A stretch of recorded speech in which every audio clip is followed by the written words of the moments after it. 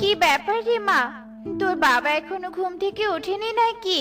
না মা, বাবা বললো বাবার খুব শরীর খারাপ লাগছে। সে কি, ঘরে তো কোনো বাজার নেই। ভেবেছিলাম তোর বাবা নদী থেকে আর যা মাছ পাবে সেগুলো বিক্রি না করে রান্না করব, কিন্তু তোর বাবা কিনা অসুস্থ হয়ে গেল। চল তো গিয়ে দেখি। ওরে বাবা রে, ওরে মারে, মরে গেলাম রে, মরে গেলাম। জ্বরে যে শরীরটা পুড়ে যাচ্ছে। শোন রে মা, তোর বাবার জন্য ওষুধ কিনতে হবে, কিন্তু আমাদের কাছে যে কোনো টাকা নেই। তুই থাক, আমি তোর বাবার জালটা নিয়ে নদীতে মাছ ধরতে যাচ্ছি। আজ মাছ বিক্রি করে তোর বাবার জন্য ওষুধ কিনে আনবো। আচ্ছা ঠিক আছে মা। এরপর টুনি জাল নিয়ে নদীতে মাছ ধরতে চলে যায়। কিরে টনি, তুই নৌকা নিয়ে এদিকে কেন এসেছিস? আর কিছু দূর গেলেই কিন্তু মাছ নদীতে চলে যাবি। এই সাধারণ নৌকা নিয়ে মাছ নদীতে যাস না, কারণ মাছ নদীতে নাকি অনেক বড় বড় ঢেউ ভেসে আসে। আমাকে যে মাছ নদীতে যেতেই হবে, আর মাছ নদী থেকে অনেক বড় বড় মাছ ধরতে হবে। এরপর টনি তো তার কথায় সাড়া না দিয়ে তার সাধারণ নৌকা নিয়ে মাঝ নদীতে চলে যায়। আর যেই না নদীতে জাল ফেলে, ঠিক তখনই দূর থেকে অনেক বড় একটা ঢেউ চলে আসে। সাথে সাথে টুনিও তার নৌকা নদীতে ডুবে যায়। আর ভাগ্যক্রমে টুনি বেঁচে যায়। এ কি, আমি কোথায় চলে এসেছি? এটা তো মনে হচ্ছে গভীর জঙ্গল। না না, রাত হওয়ার আগে এই জঙ্গল থেকে আমাকে বের হওয়ার পথ খুঁজতে হবে। এই কথা বলে টুনি জঙ্গলের ভেতরে চলে যায় আর এদিক সেদিক ঘুরে জঙ্গল থেকে বের হওয়ার পথ খুঁজতে থাকে। এ কি, এখন আমি কি করব? না না, যেভাবেই হোক রাতে থাকার জন্য একটা আশ্রয় খুঁজতে হবে। কেউ কি আছো? আমাকে একটু সাহায্য করো। কেউ কি আছো?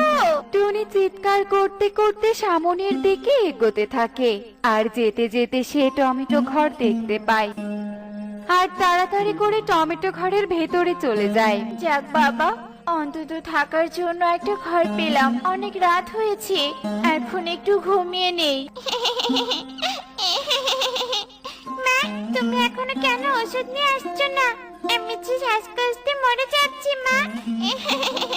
আহারে, এই বানর ছানাটা শ্বাসকষ্ট হয়েছে। এক্ষুনি যদি ওকে ওষুধ খাওয়ানো না হয় তাহলে তো ও মরে যাবে। তান্ত্রিক বাবা তো আমাকে একদিন বলেছিল কালো পাতার ঔষধি গাছের রস খাওয়ালে শ্বাসকষ্ট কমে যায়।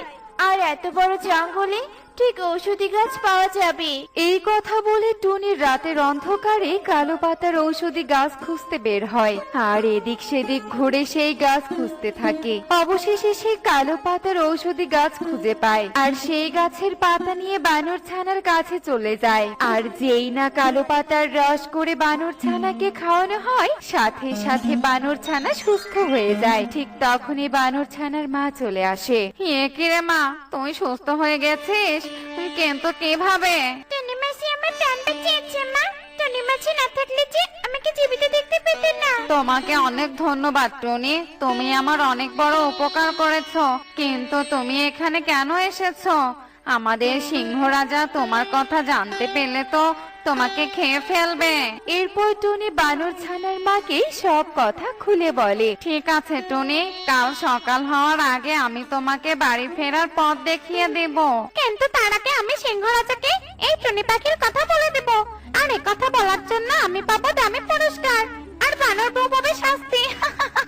এরপর প্রজাপতি সেখান থেকে সিংহের গুহায় চলে যায় আর সিংহ রাজাকে সব কথা খুলে বলে। কি, ওই বানর বউয়ের এত বড় সাহস!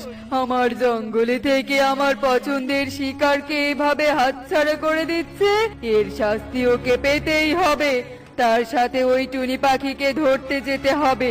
এই, তোরা কে কোথায় আছিস? আমার সাথে আয়। এরপর সবাই মিলে বানর বউয়ের বাড়ির দিকে যেতে থাকে। কি, সিংহ রাজা সবাইকে নিয়ে আমার বাড়ির দিকে কেন আসছে? সিংহ রাজা নিশ্চয়ই তোমার কথা জানতে পেরেছে টুনি। তুমি আলমারির পেছনে গিয়ে লুকিয়ে পড়ো। এরপর টুনি আলমারির পেছনে গিয়ে লুকিয়ে পড়ে। হ্যাঁ, কি সিংহ রাজা, আপনি এত রাতে আমার বাড়িতে? কেন এসেছি বুঝতে পারছিস না নাকি? শুনলাম তোর ঘরে তুই এক টুনি পাখিকে লুকিয়ে রেখেছিস। বাঁচতে চাইলে ওকে আমার হাতে তুলে দে, তা না হলে তোদেরকে আমি ছাড়বো না। দয়া করুন সিংহ রাজা, ওই টুনি পাখি আমার মেয়ের জীবন বাঁচিয়েছে। আমি বেঁচে থাকতে ওই টুনি পাখির কোনো ক্ষতি হতে দেব না। কেউ আমাদের সাহায্য করলে তাকেও সাহায্য করা উচিত। আর আমি আমার জীবন গেলেও ওই টুনিকে আপনার হাতে তুলে দিব না। তাই নাকি? তাহলে তুই জীবন দে।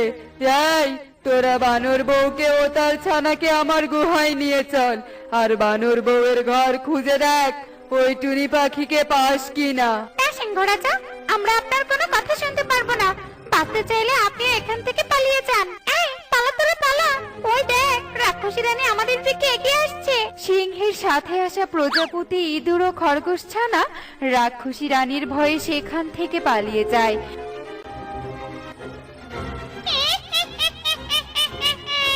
একসঙ্গে কতগুলো শিকার! ইস, আজ রাতে আমার খুব মজা করে খাওয়ার ভোজন হবে। ওরে বাবারে, কি ভয়ানক দেখতে ওই রাক্ষসী!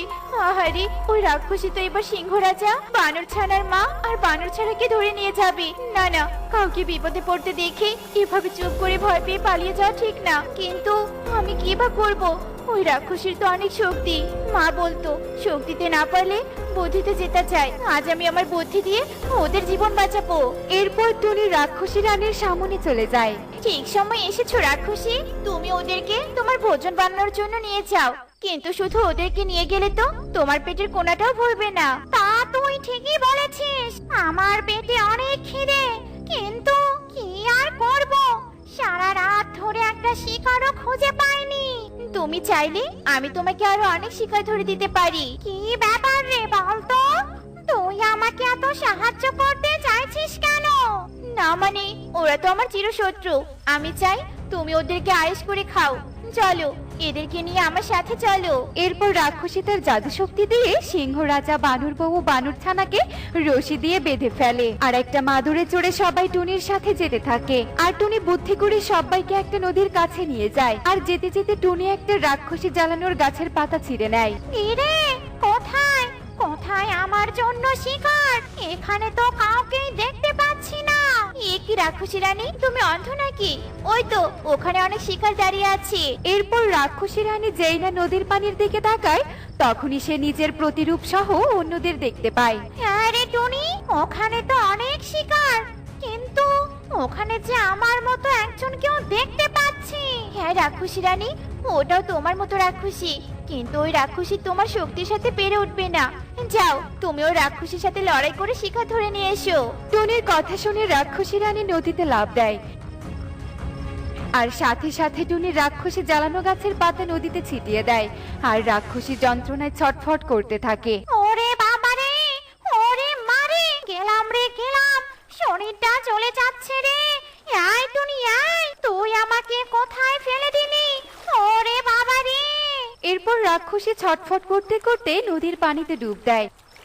আর টুনি সিংহ রাজাদের মুক্ত করে দেয়। রাক্ষসী রানী আর কখনো ফিরে আসবে না, আর তোমাদের কোনো ভয় নেই। তার মানে তুই আমাদের বাঁচানোর জন্য বুদ্ধি দিয়ে রাক্ষসীকে বোকা বানিয়েছিস, আর তোকে কিনা আমি খাওয়ার জন্য আমার জঙ্গলের বানর বউকে শাস্তি দিতে চেয়েছিলাম। বানর বউ ঠিকই বলেছে, তোকে খাওয়া আমার উচিত হবে না। সত্যি, কেউ বিপদে পড়লে তাকে সাহায্য করতে হয়। এখন থেকে আমরাও একে অপরের বিপদে সাহায্য করব। শোন টুনি, তুই আমাদের একটা শিক্ষা দিয়েছিস, তাই আমরা তোকে কিছু উপহার দিতে চাই।